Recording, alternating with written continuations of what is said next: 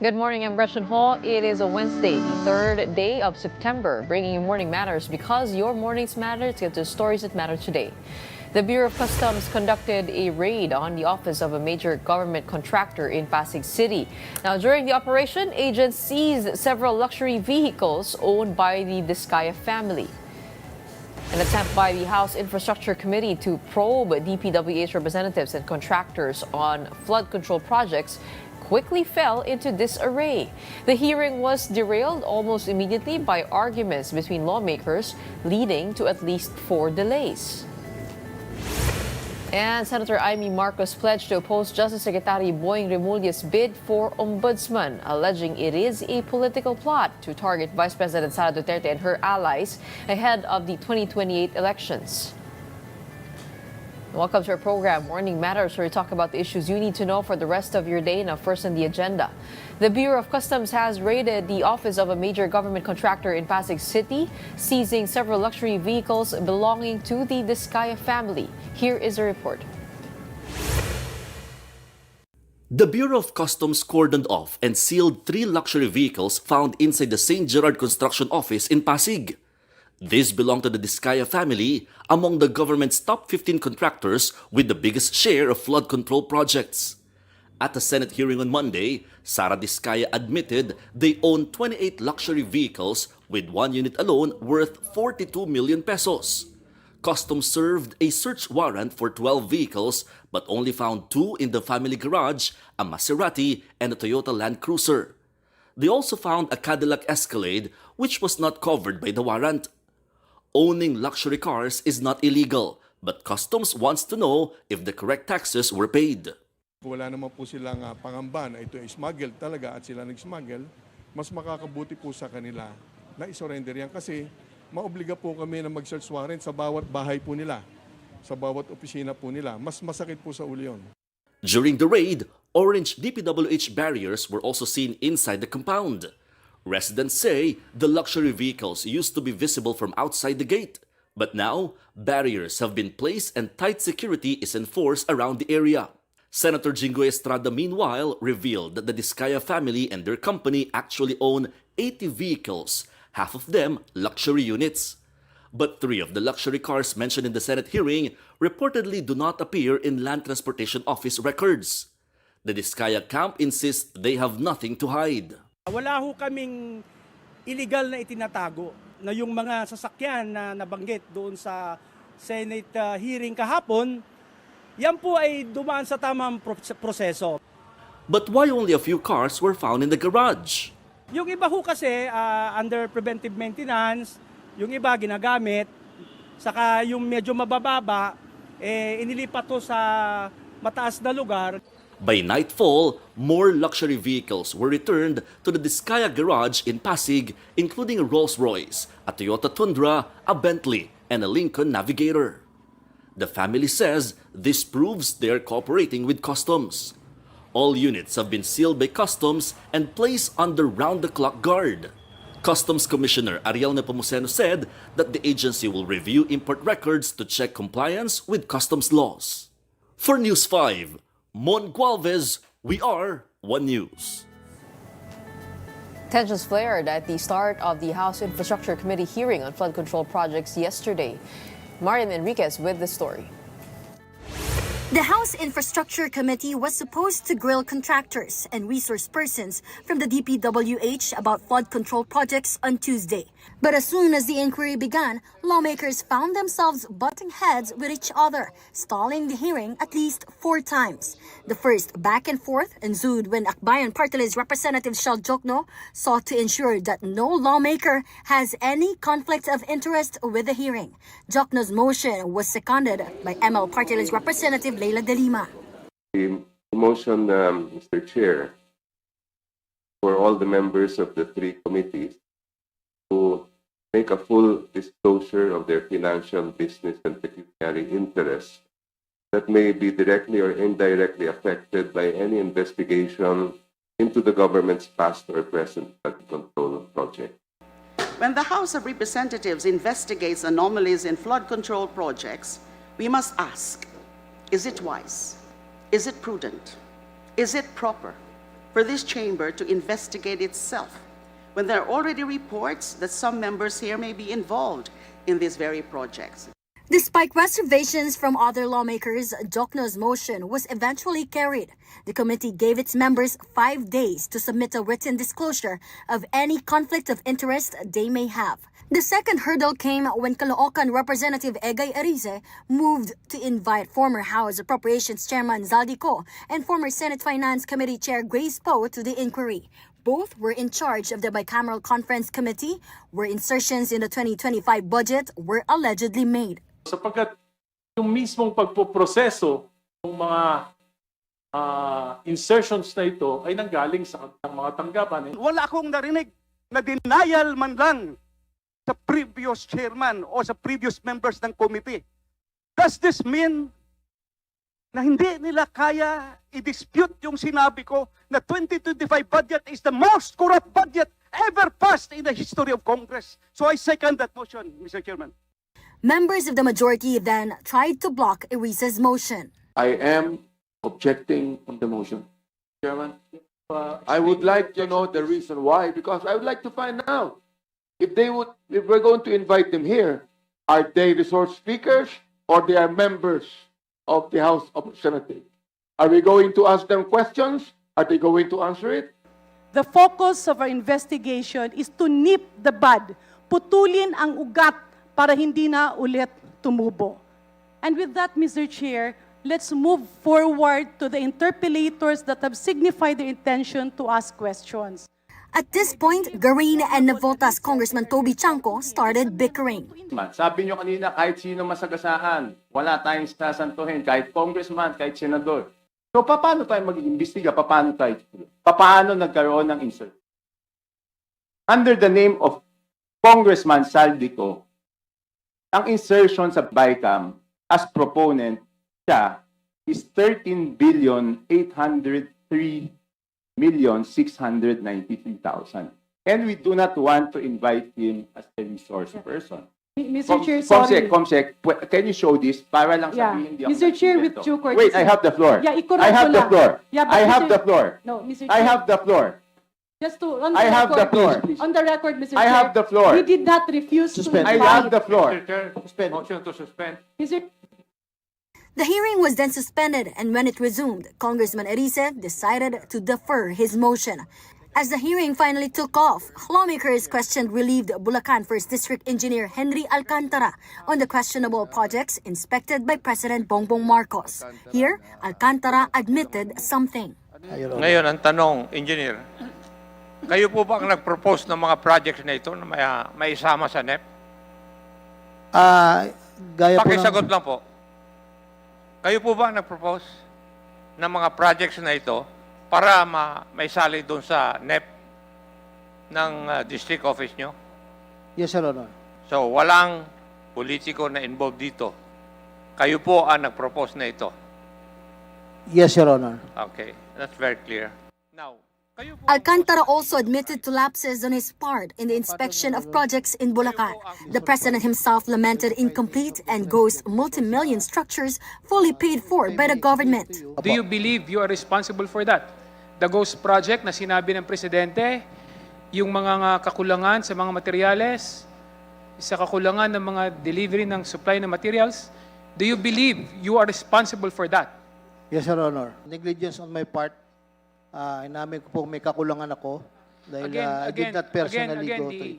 The House Infracom invited 16 government contractors of flood control projects, but only 11 were present. Those who skipped the hearing included businesswoman Sara Disgaya. The committee has issued subpoenas to these contractors who snubbed Tuesday's inquiry. For News 5, I'm Marian Enriquez. We are One News. New DPWH Secretary Vince Dizon has given himself 60 days to reorganize the agency. Speaking at the turnover ceremony on Tuesday, Dizon vowed to enforce stricter contractor compliance and strengthen oversight mechanisms to curb irregularities in infrastructure projects. He also said he is inclined to abolish the Anti-Graft and Corrupt Practices Committee formed under his predecessor. It is a difficult process.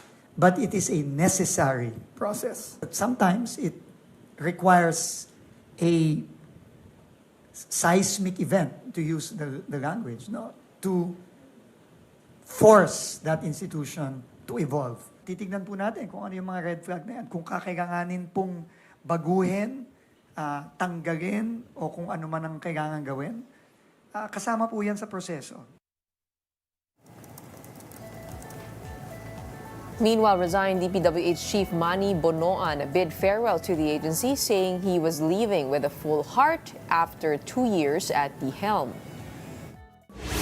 I leave this post with a full heart, with enduring hope and respect for the department. Mabuhay ang DPWH, mabuhay ang ating bagong Secretary ng Department of Public Works and Highways, Secretary Vince Dizon.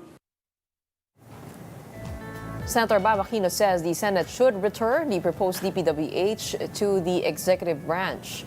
Aquino argued that the budget crafted under former Secretary Manuel Bonoan is full of red flags and must be reworked by new Secretary Vince Dizon. Budget Secretary Amina Pangandaman countered that such a move is not in the Constitution, stressing that Congress can only amend what the executive submits. Senator Lauren Legarda, meanwhile, floated deleting the entire DPWH budget and allowing Dizon to submit a supplemental proposal instead. When we come back, we'll tackle the new disclosure requirement for congressmen involved in the flood control investigation. And joining us to break it all down is Akbayan Representative Chel Diokno. Don't go away. More Morning Matters will return after a quick break.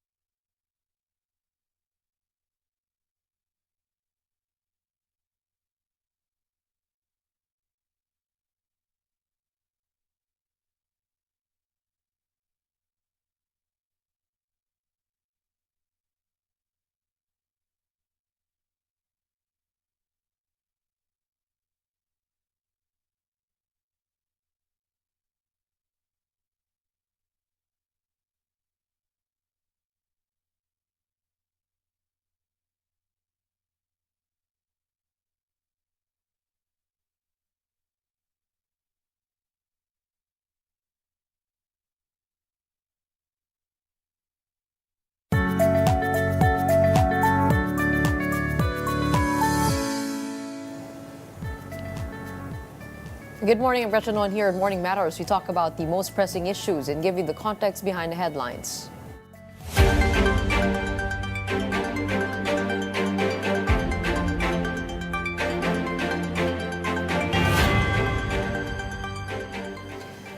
As we know, the House of Representatives has also begun investigating alleged irregularities in flood control projects. To protect the credibility of the probe, House members are now required to disclose any possible conflicts of interest. A motion initiated by Akbayan Party List Representative Chel Diokno, who is joining us today on the show. Magandang umaga po sa inyo, Kong. Good morning, Gretchen, at magandang umaga sa lahat ng nanonood at nakikinig. Congressman, you filed a motion to fully disclose financial and pecuniary interest in business and when it comes to this flood control probe, no? How far will this disclosure be? Because I note that you use the words indicated in the Anti-Graft and Corrupt Practices Act, RA 3019, that says prohibited nga po yung any direct or indirect financial or pecuniary interest in any business, contract, or transaction in connection with what the official intervenes with. So hindi po ba parang medyo delicate din po itong hinihingi po ninyo sa inyong motion? Well, I think it's important that both direct and indirect interests of a financial nature be disclosed by those who are investigating, especially when we speak of members of the House of Representatives. Marami na pong mga balita na lumalabas na meron daw mga sangkot dyan.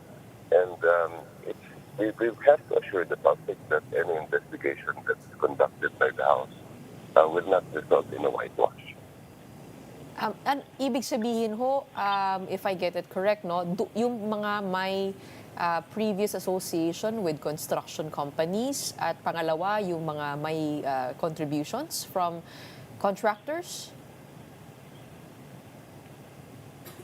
Yes, but the basis of the motion that I had yesterday was not just the Republic Act 6713 and the 3019, but the Constitution itself, because the Constitution requires that all members of the House and the Senate make a full disclosure of their conflict of interest, especially when it comes to matters that are under investigation by the committees of the House or the Senate.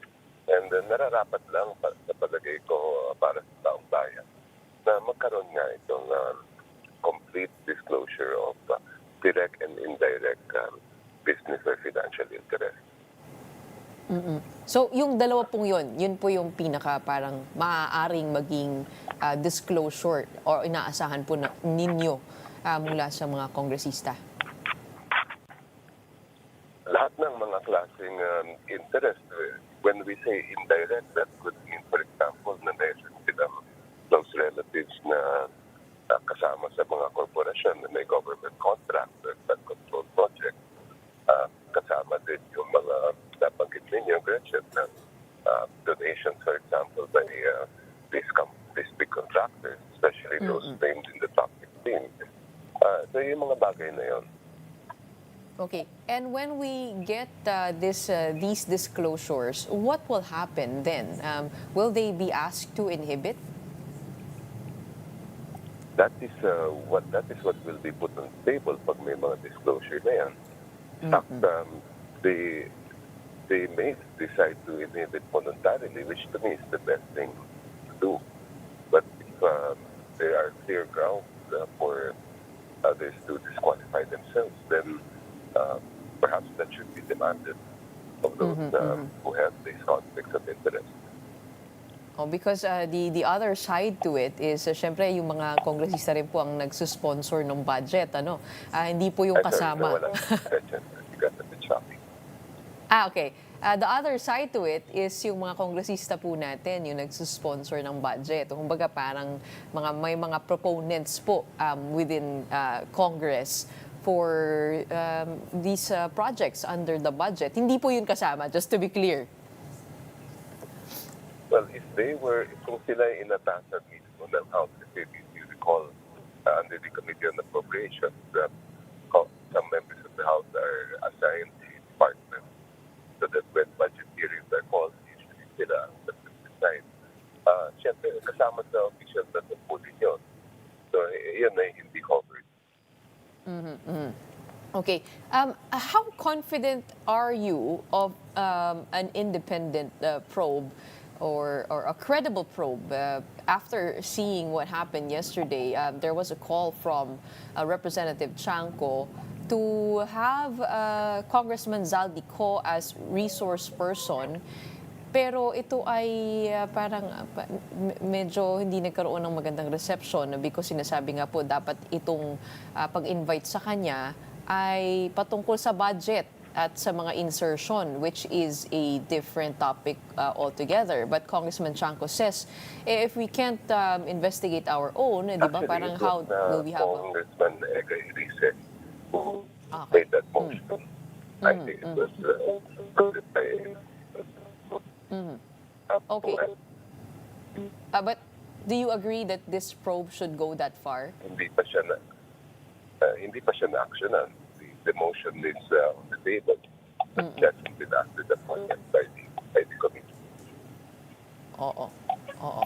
But do you agree with Congressman Chanco that it is needed to summon him, or Congressman Eri said it needed to summon him to be able to have a credible probe and to talk about budget insertions as well? That's precisely the reason why a client filed the resolution. And there is a counterpart resolution to the Senate as well. That all BICAM proceedings up to the very end be public, transparent, and accessible to the public.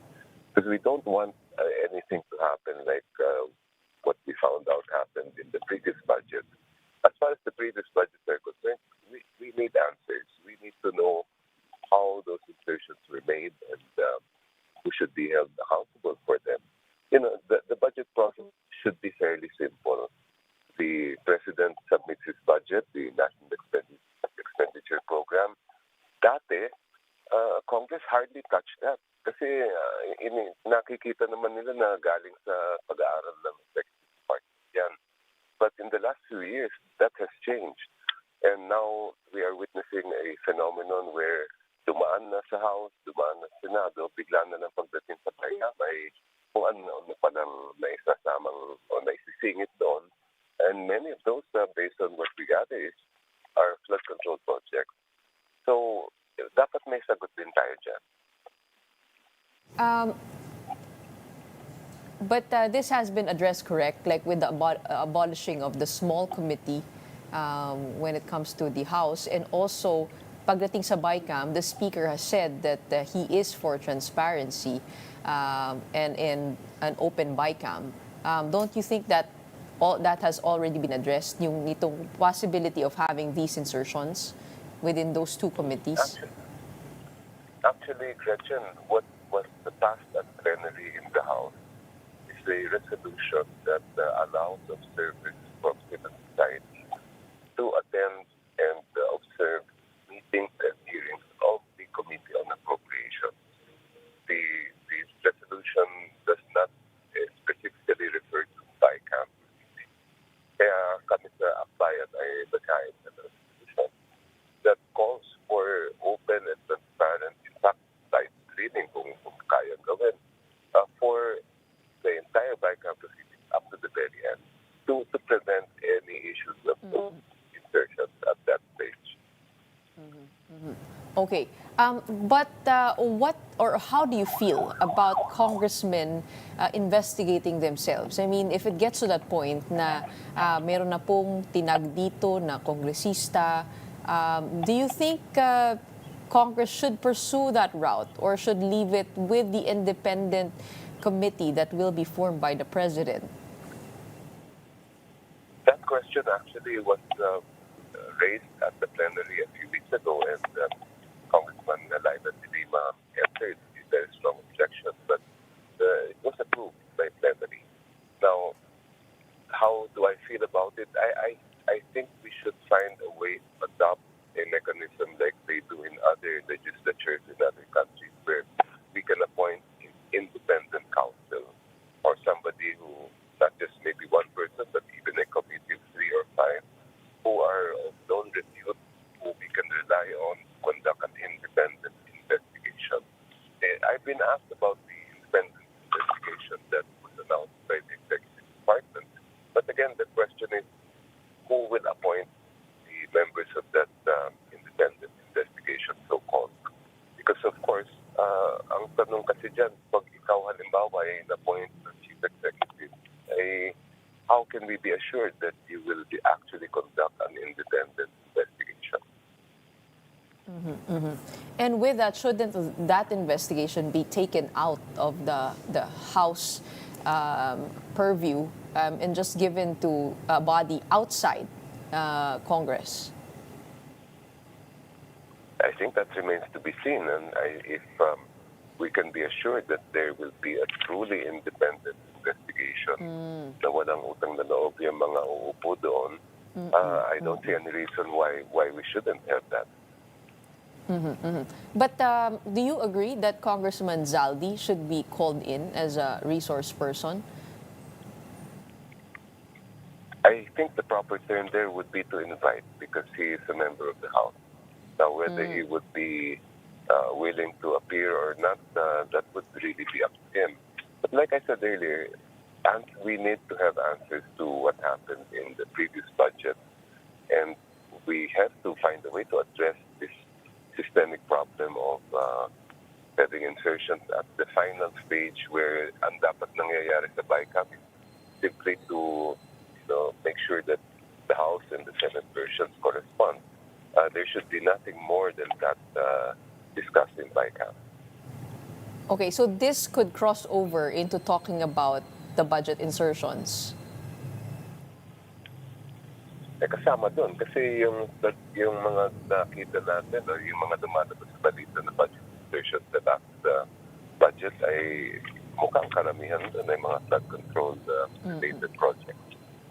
Okay, kasi narinig din po natin si Chairman Terry Ridon.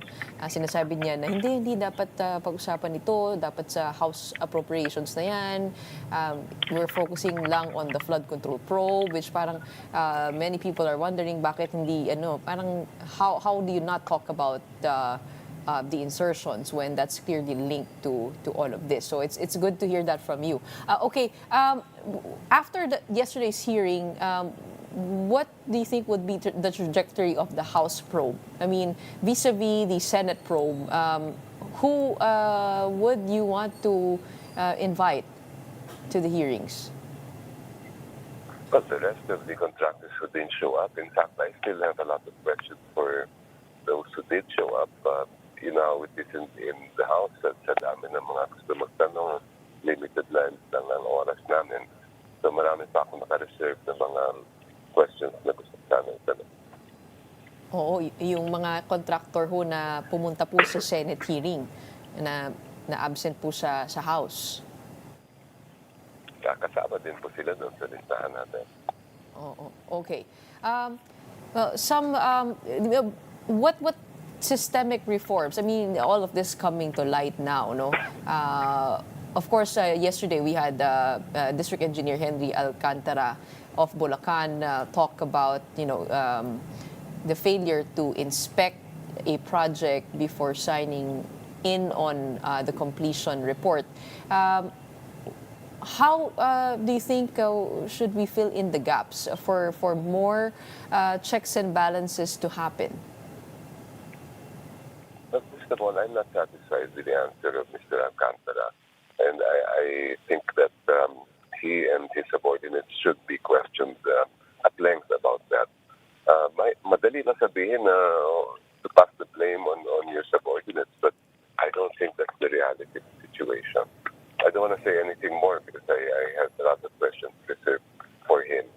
But systemically, we are supposed to have checks and balances. For example, kaya meron tayong ombudsman para talagang tirahin ang mga corrupt sa ating pamahalaan. But there's a big question there. What has the ombudsman, what did the ombudsman do, especially the former ombudsman, when it comes to issues of corruption in the DPWH?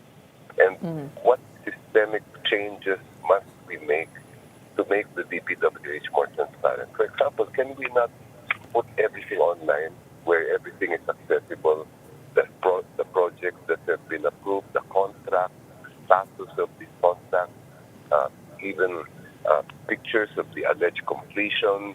Di ba lahat yun kung ma-assure nila na ang publiko na ito po talagang sinisiguro namin na ginagawa ito, wala na kami ginagawa, wala na mga ghost projects, then that is a system that I think will work and hindi na pwede magtago-tago pa sa papel. Oo, tama ho. Ano? Kasi napaka-powerful po nitong District Engineering Office that they are not only just in charge of proposing projects, but they are also in charge of oversight over these projects and reporting the completion, including bidding out to contractors. How do you think could we, distribute the power there and the level of accountability?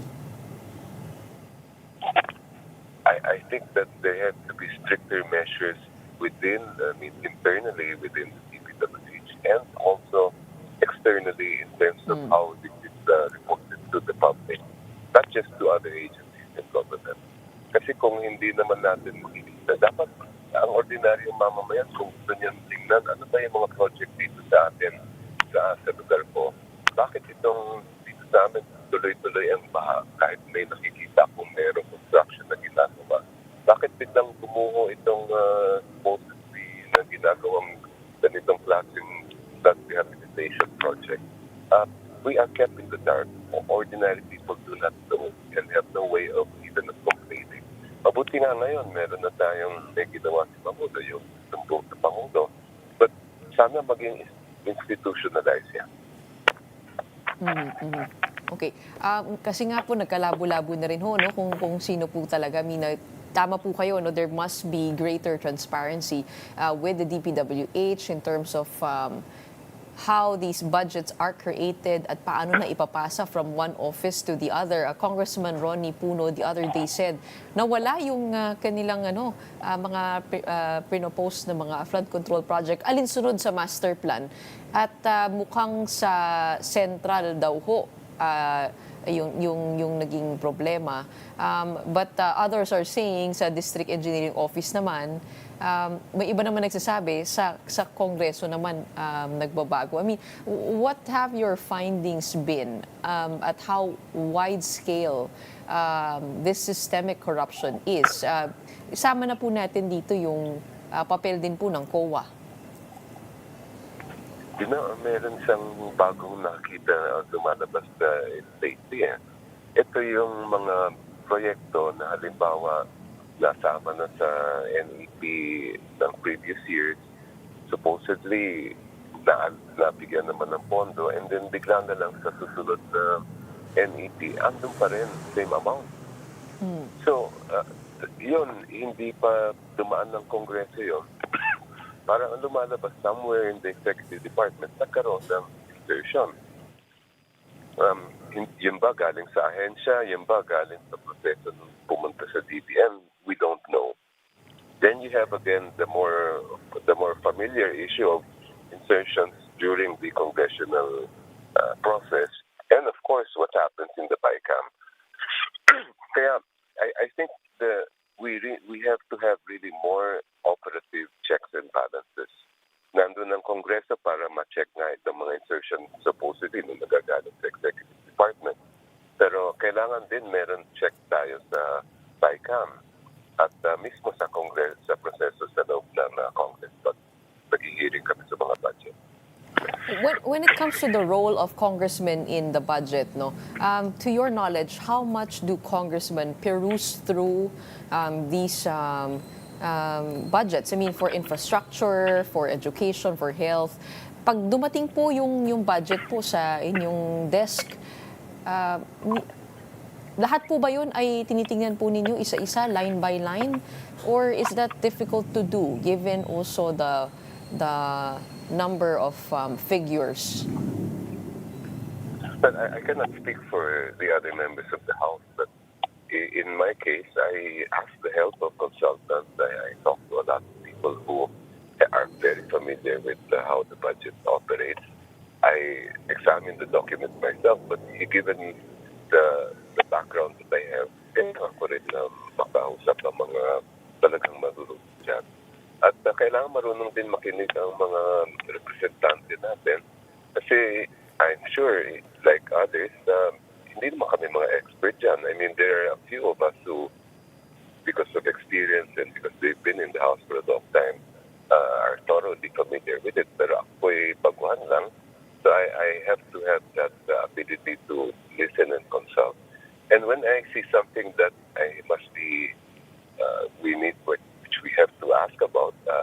hesitate to ask the officials or agencies who appear before us.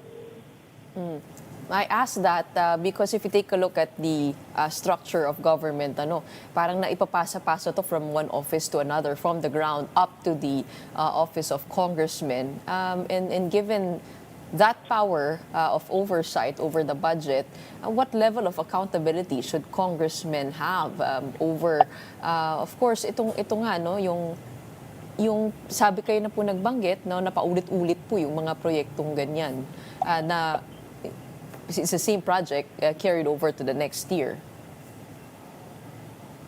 Lahat naman dapat may accountability, whether you're a member of the House, Senate, or Executive Department, or the Judicial Department.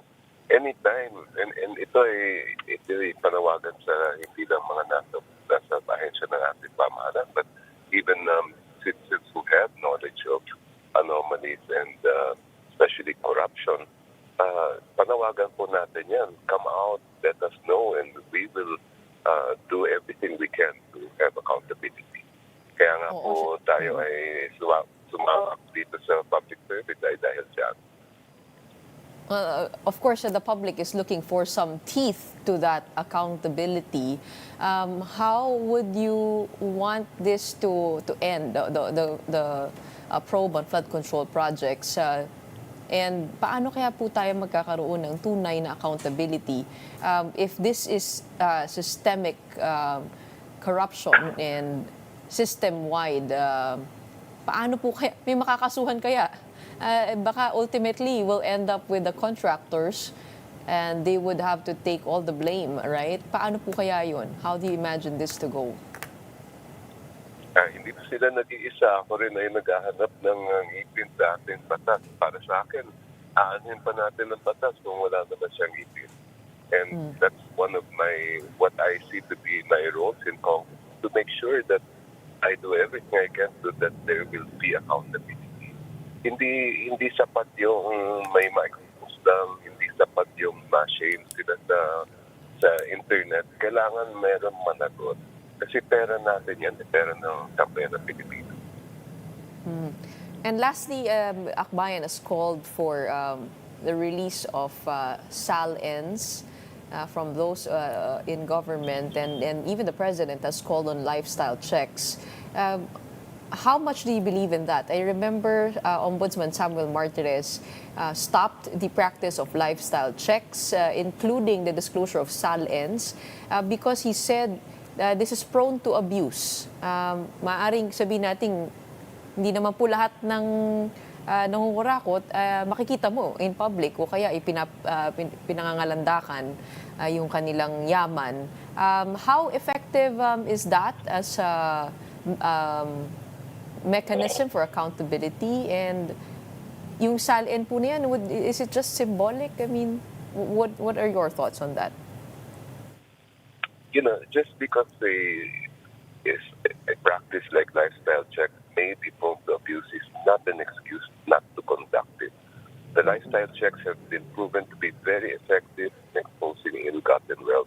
Paano ba natin malalaman kung may kumita yung isang official kung hindi natin makikita yung everyday na pamumuhay niya? Kung ang dala-dala niyang sasakyan ay milyon-milyones ang halaga pero ang sweldo niya napakagit naman, that should raise eyebrows. That should be a red flag, especially for the office of the Ombudsman. Para sa akin, and to me, the law backs me up. The law is super clear. SAL-N should be accessible to the public. All you need to do is to pay a minimal fee. An ordinary citizen should be able to get SAL-N of any government official. I was curious. I checked a few years ago. Could I get the SAL-N of the Chief Justice of the United States of America? I can get it online. I don't even have to request it. So bakit dito sa atin ay ang napaka-elaborate pa ng proseso, ang hirap daw para makakuha ng SAL-N? Kailangan dapat ang pinaka-transparent na official ay yung mga matataas na official natin. But right now, because of the ruling of Ombudsman Martirez, you would need the permission of the official being investigated to release his SAL-N. Tama po ba? I totally disagree with that ruling. That is not consistent with existing law, the Republic Act 713. And I hope that the next ombudsman who will be appointed will immediately abide by the law provided. And if the president was serious about accountability, he could use his political influence to be able to overturn that. Tama po ba yung aking assessment? Definitely. Kung siya mismo ay ilalabas niya yung kanyang talent, hindi walang magagawa ang lahat ng opisyal kundi sumunod sa kanya. Sabi naman ho niya, ilalabas daw po niya, inaantay po natin yan. Okay, maraming salamat po sa inyo. No? Medyo mahaba-haba pa po ito, simula pa lang, lalong-lalo na dyan po sa Kongreso. Definitely, a good start, maybe acknowledging the possible conflicts of interest from Congress with your motion. So we will watch out for that. In the meantime, maraming salamat po for joining us this morning. We have Akbayan Party List Representative Chel Diokno. Thank you, Gretchen. Stay tuned. Morning Matters will be back after a short break. Keep it here.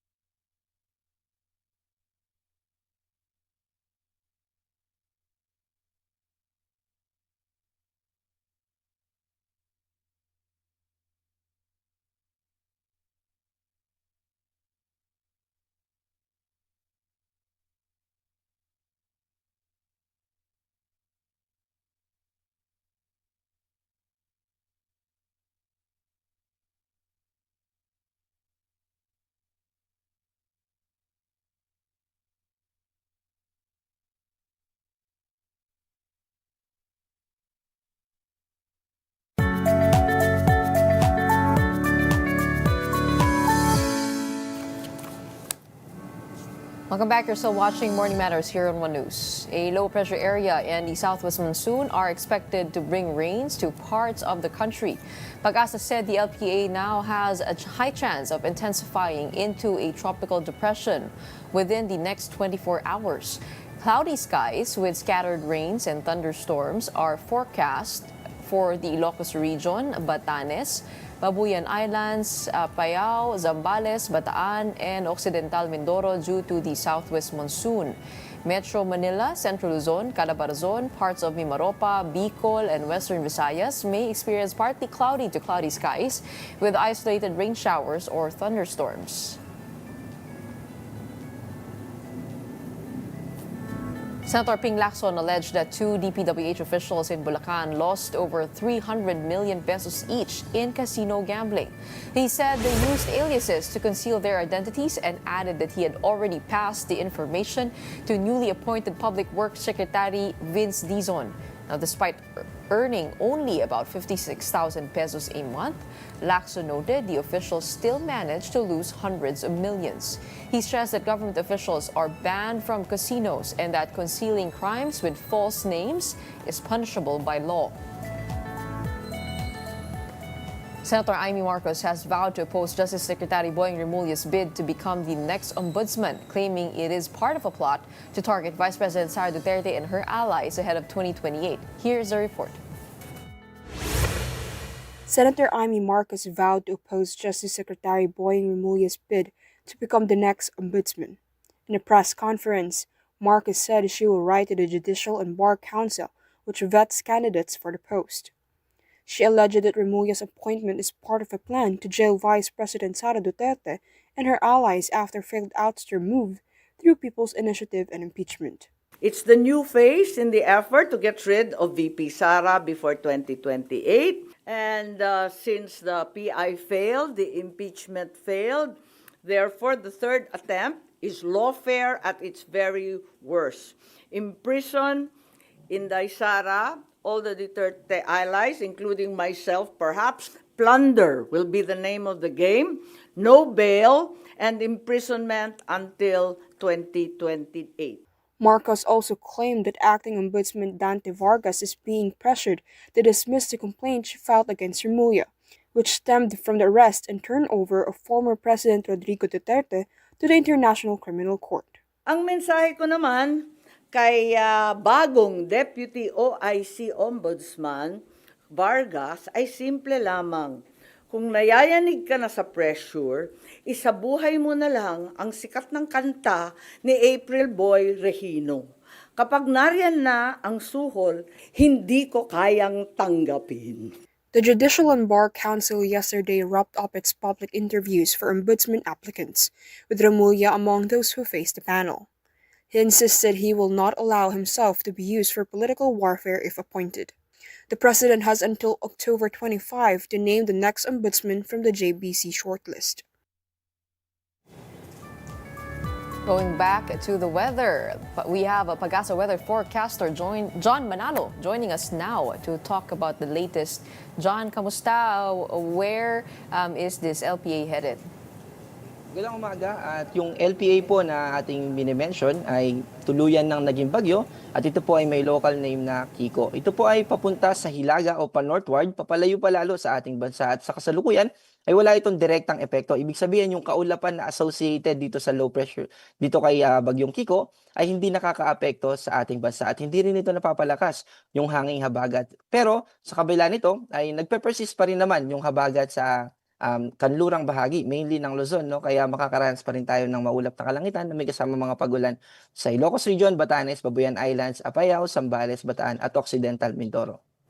Okay, pag sinabi mong tuluyan ng naging bagyo, nasa tropical depression level ba yun? Yes po, nasa tropical depression level po ito. At yung tropical depression na si Kiko, saan ang trajectory niya? Paakyat? Opo, palabas ng Philippine Area of Responsibility. And tama Generally, po ba yung pagkakaintindi opo. ko na hindi naman po siya nakaka-affect sa habagat? So what we're experiencing now, if ever we get to experience rains, this is purely on the southwest monsoon? Yes po, tama po yan. Okay. All right. How long do we expect the effects of habagat to persist? Usually hanggang September po ay nagpe-persist yung habagat. And sometimes nag-extend yan hanggang early October. Pero yung October kasi usually ay transition na yan papunta rin sa northeast monsoon or amihan. Pagdating po ng October, medyo mababawasan na po yung mga pag-ulan. Yes po. Pero mahalaga din po na malaman din natin or i-communicate natin na during Southwest Monsoon, during habagat period, may mga times na nagkakaroon tayo ng enhancement. Ibig sabihin, may mga times na sobrang lalakas ng habagat rains at meron din namang times na may mga atmospheric factors. Halimbawa, malakas yung easterlies, mababawasan naman yung epekto ng hanging habagat. Ibig sabihin nun ay pansamantalang hindi naman tayo makaka-receive ng mga pag-ulan. At ito yung associated din sa tinatawag natin na monsoon break. At yung amihan, yan yung nagdadala ng malamig na hangin tuwing Burr months. Yes po, opo. Okay. How many typhoons do we expect to affect the country this month? Kakapapasok lang po natin ng Setyembre. Na-reach ba yung target or yung forecast target ng Pag-asa noong Agosto? Noong August po, 2 or 3 na bagyo yung ating ina-expect. Pero ang pumasok during that period is about 5 na iba't ibang bagyo. Pero mahalaga din po na mai-communicate natin na yung binibigay natin na forecast ay based on climatological data. Ibig sabihin, yun yung ine-expect natin. Pero that doesn't mean na exactly kapag na-receive na natin yung, halimbawa, ngayong buwan naman, ang ating ine-expect na bagyo ay 2 to 4. So, yun yung based on historical data. Pero that doesn't mean na kapag naka-4 na, ay hindi na pwedeng maging 5. So, yun po. Okay. Yung localized thunderstorm na nangyari over the weekend, what allows that to happen? Is it the interaction of an LPA and the habagat? So kailangan po ba nandun yung dalawang elemento na yun para magkaroon ng localized thunderstorm? Well, yung localized thunderstorm po kasi ay derived from the convective clouds. Kapag yung convective clouds ay na-form, halimbawa, during daytime, nagkakaroon tayo ng evaporation dahil naiinitan yung kalupaan natin. So, yung hangin, dahil maritime continent tayo, mataas yung moisture content sa atin. Kaya mabilis magkakaroon ng moisture na aakyat kapag nainitan. At yung mga kaulapan na yun, nakadepende po doon kung magiging well-organized siya, kung sobrang laking kaulapan ba niya. Tawag po natin dito ay convective clouds. At kapag sobrang laki at well-developed yung kaulapan na to, yun po yung nagdadala ng mga malalakas na pagulan katulad nung nangyari no Saturday. Pero not necessarily na dapat ay may influence ng habagat or LPA. Talaga ito dahil dun sa binanggit natin na features. May tinatawag din tayo na afternoon rains dahil sa warming during daytime, dun nabubuo yung kaulapan. And then during afternoon, dun na nagiging enough yung mga clouds para magkaroon ng precipitation. Kaya mas mataas yung tsansa ng mga thunderstorms during afternoon and night. Kumbaga parang sa natural effect nung moisture at nung heat at yung pag-akyat niya, pag-evaporate. Pero hindi po ba nakakagulat yung level of rainfall na naranasan po natin just because of a localized thunderstorm? That means there's a possibility of that happening again kahit wala po tayong LPA o habagat sa area? Yes po. Opo, pero yung case na yon na nung last Saturday, no? Ay nung tinignan natin, nagkaroon tayo ng post-analysis, yung katumbas na mga pagulan nun ay umabot ng about a week. Parang yung katumbas niya na ulan, dapat 1 linggo niya yun ibubuhos, pero ibinuhos lang niya nung araw na yun, nung Saturday. So very rare case po siya, and then tinignan din natin yung return period. Gaano ba kataas yung posibilidad na mangyari yung mga ganong cases? So about 10 to 15 years yung return period nun. So very rare event po yung nakita natin na event. Pero that doesn't mean na hindi siya posibleng mangyari. So, andun pa rin po yung posibilidad. So, maaaring maulit, pero 2035 pa o 2040? Well, kung masusunod niya yung maximum, pero pwede po within that year. So, ganun yung interval niya in terms of statistics. Okay, at least naiintindihan na po natin na kailangan natin maghanda all the time, especially during this season. Yung mga ganyan na localized thunderstorm, hindi nangyayari yan during January, during the summer season, the dry season. It's usually during the wet season lang. Mas usual po, pero that doesn't mean na hindi siya nangyayari. Nangyayari pa rin po ito. Okay, all right. Thank you so much for breaking that down for us. It is good to know that the tropical depression is not heading towards the Philippine Islands and moving up north. So hopefully, the other countries do stay safe. Maraming salamat po sa inyo. We have Pag-asa weather forecaster John Manalo. Vice President Sara Duterte said she can no longer publicly share what her father, former President Rodrigo Duterte, tells her during visits to his detention facility in The Hague. She said ICC authorities reminded her that visitors must follow strict rules, including not disclosing messages from detainees. VP Sara often relayed her father's updates to supporters, particularly during rallies with overseas Filipino workers. The restriction comes ahead of Duterte's September 23 confirmation of charges hearing at the ICC. The Interior Department is investigating several Bureau of Fire Protection officials for allegedly living beyond their means. DILG Secretary John Vic Remulla revealed some officials earning 120,000 pesos a month reportedly owning luxury resorts in Tagaytay worth up to 100 million pesos. He also flagged complaints of BFP inspectors selling fire extinguishers to establishments. To curb abuse, Remulla says 5,000 body cameras will be issued to BFP inspectors next year to record all inspections. A total lunar eclipse will be visible in the Philippines on the night of September 7. According to Pag-asa, the eclipse begins at 11:27 p.m. with full totality at 1:30 a.m. and the maximum phase at 2:12 a.m. Write those down. The moon will take on a reddish hue, known as a blood moon, as Earth's shadow completely covers it. Unlike solar eclipses, the event can be viewed safely with the naked eye, though binoculars may enhance the experience. Again, that will happen this coming September 7. That is a Sunday, of course. Better stay tuned for that, for the times that we mentioned. And that wraps up today's episode of Morning Matters. We hope we've given you the right start to your morning. Let's go ahead and make the day matter. My name is Gretchen Ho. We are One News, all sides, all the time.